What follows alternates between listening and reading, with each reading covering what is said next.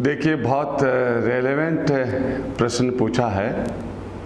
मैं professor RL Godara, कुलपति वर्धमान महावीर खुल्ला विश्वविद्यालय। एक लंबे अंतराल के बाद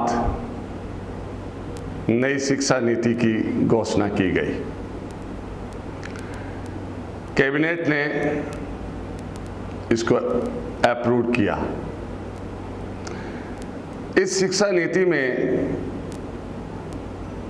प्रथम दृष्टया, हालांकि इसकी गहराई में जाएं, हर बिंदु पर जाएं, तो बहुत सी बातें आगे इस पर डिबेटेबल इश्यूज भी हैं, परंतु शिक्षा का जो ध्येय है या जिस शिक्षा की भारतीय परिवेश में ट्रांसफॉर्मेशन देखा जाता है, जिस टीचिंग की ज़रूरत है, उसको इसने छुआ है। दूसरी बात, एजुकेशन आपको एम्पावर्ड करती है।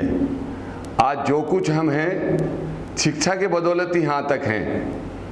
जो कुछ बच्चा, शिक्षा का मतलब ये नहीं है कि आपको एक जगह से एक सूचना दी और उस सूचना को आपने अपने स्तर पे ली और दूसरी जगह उसको डिलीवरी कर दी। शिक्षा का मतलब होता है कि आपने एक को जाना, उस पर चिंतन किया, उस पर मनन किया और मनन के बाद में अपने इनपुट को जोड़कर नॉलेज की डिलीवरी देना।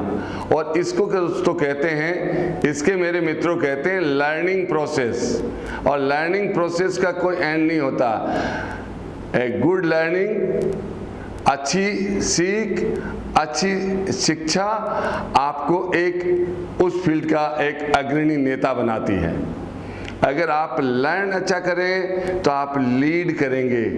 अगर आप लीडिंग करें, मैं ये नहीं कहता कि हर फील्ड की लीडिंग होती है। अगर आप एकेडमिक लीडर हैं, अगर आप पॉलिटिकल लीडर हैं, आप अपने हर फील्ड के लीडर हैं। एक इवन आपका छोटा उदाहरण, एक मोची भी लीडर बन सकता है कि मोची देखो ब्रांड बन गया उसका, कि मोची भी अपने देखो कैसे एक किसी भी तरह की स्थिति को जब तक आप उसको कंस्ट्रक्टिव रूप में, रचनात्मक रूप में नहीं रख पाए, वहाँ शिक्षा अधूरी होती है।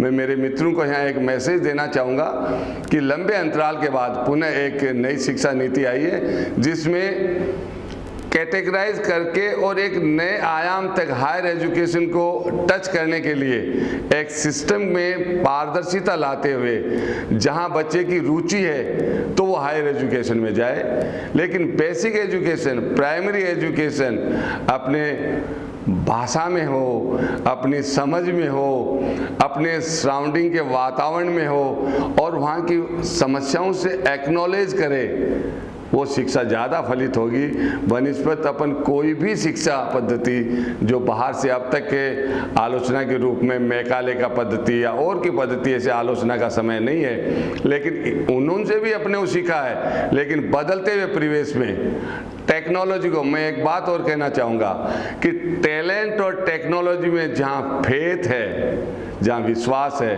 वहाँ ही हटकर निर्णय होंगे।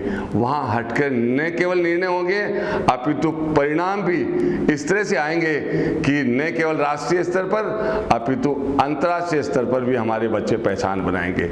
इसलिए टेक्नोलॉजी को बढ़ावा दिया जाना चाहिए और टैलेंट को प्रोत्साहित किया जाना चाहिए।